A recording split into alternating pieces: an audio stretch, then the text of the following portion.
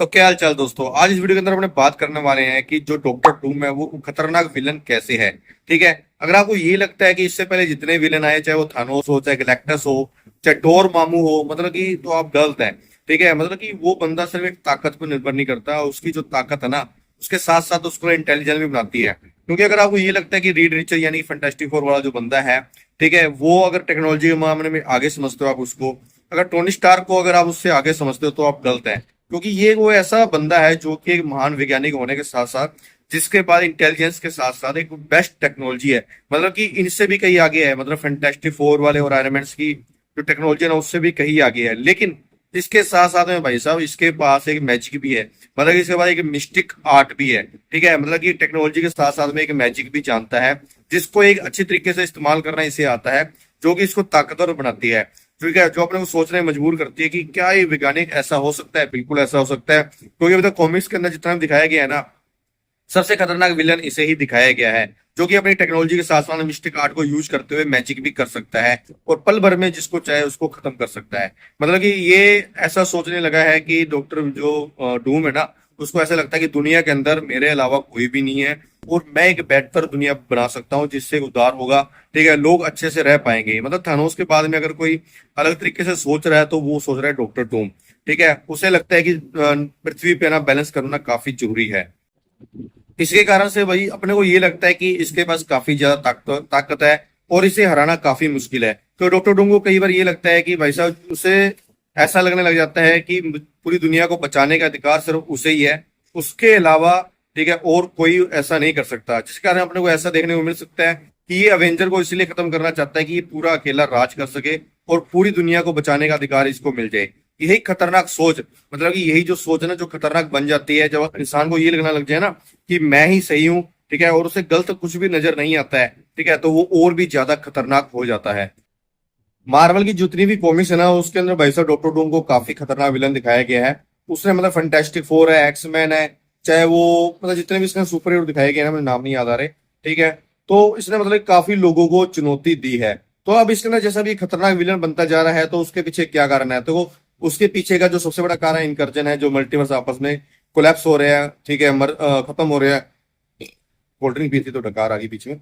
ठीक है, तो उसके कारण मतलब कि इसको ये लगने लगा है कि अब दुनिया को बचाने का अधिकार सिर्फ मेरे पास आ चुका है। ठीक है, अब ये मतलब कि जो अवेंजर्स से जो बदला लेने जाएगा ना, या बदला लेगा या उनको खत्म करेगा, उसके पीछे कई कारण हो सकते हैं। तो मल्टीवर्स का कारण इसमें मेन हो सकता है कि डॉक्टर स्ट्रेंज से मतलब इसकी ना बनती हो, क्योंकि उसने मल्टीवर्स के पंगे को छेड़ा था। स्पाइडरमैन ने मतलब कि उसके साथ पंगा लिया है मल्टीवर्स वाले कॉन्सेप्ट को छोड़कर।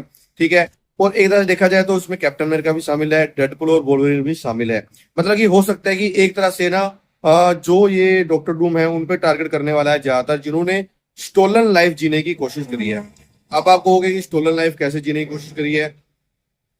इसलिए क्योंकि देखो, जो डॉक्टर डूम डॉक्टर स्ट्रेंज है ना, उसने बताया कि कई बार मैं मतलब कि जो वोंग है उसकी याददाश्त को मिटा चुका हूं मैं। तो मतलब कि एक तरह से उसकी स्टोलन लाइफ ही जीने की कोशिश करी है, ताकि उसे कुछ भी पता ना चले। ठीक है, पीटर पार्कर है, उसे वो भी एक स्टोलन लाइफ जी रहा है एक तरह से, क्योंकि उसको अब कोई नहीं जानता है, लोग उससे भूल चुके हैं। तो हो सकता है कि उस कारण से भी बदला लेने के लिए आए। कैप्टन अमेरिका है, जो कि लास्ट में एंड गेम में चला जाता है और अपने मनी में रख देता है और अपने बुढ़े वर्जन को भेज देता है। तो वो भी एक तरह से स्टोलन लाइफ जी रहा है। ठीक है, उसके बाद बारी आती है डेडपुल की। डेडपुल भी देखो, जब वो रियल लाइफ के अंदर देखने गया था कि वोल्वरिन को निकालने के लिए, हो सकता है वो अभी भी जिंदा हो सकता है, लेकिन भाई साहब वो मर चुका होता है। ठीक है, फिर उसको जाता है अलग यूनिवर्स में टाइम ट्रेवल करने लिए, क्योंकि जो डेडपुल है ना, वो एक ऐसा बंदा है कि वो कहीं भी टाइम ट्रेवल कर सकता है, उसके पास घड़ी है। ठीक है, वो टाइम ट्रेवल करके कहीं भी जा सकता है।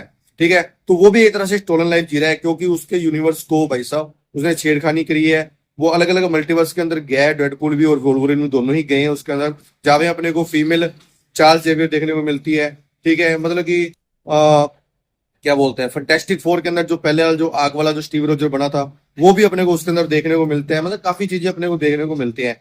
तो एक तरह से ना कोई एवेंजर किसी ना किसी तरीके से स्टोलन लाइफ जीने की कोशिश कर रहा है। और उसमें बात की जाए तो वांडा की, ठीक है, वो भी एक स्टोलन लाइफ जीने की कोशिश कर रही थी विजुअल वगैरह को। ठीक है, जहाँ पे वो अपने पति को देखती है, विजन को, ठीक है, बच्चों को देखती है, जबकि ऐसा कुछ भी नहीं होता है। वो भी एक स्टोलन लाइफ जीने की कोशिश कर रही है। तो ऐसा ही कुछ हुआ होगा कि डॉक्टर डूम है, मतलब कि वो भी एक स्टोलन लाइफ जीने की कोशिश करना चाहता होगा, या वो जी नहीं पाया होगा। तो उस कारण से कोई गड़बड़ हुई होगी, तो जिसके कारण से भाई साहब ये खतरनाक विलन बनता गया होगा और सभी एवेंजर को ये खत्म करना चाहता है। जैसा कि अपने को लगता है फिल्म आएगी तब इसके बारे में अपने अच्छे से बात कर सकते हैं कि ऐसा होगा या नहीं होगा। लेकिन जहां तक मुझे कॉन्सेप्ट लग रहा है कि इस तरह भी हो सकता है।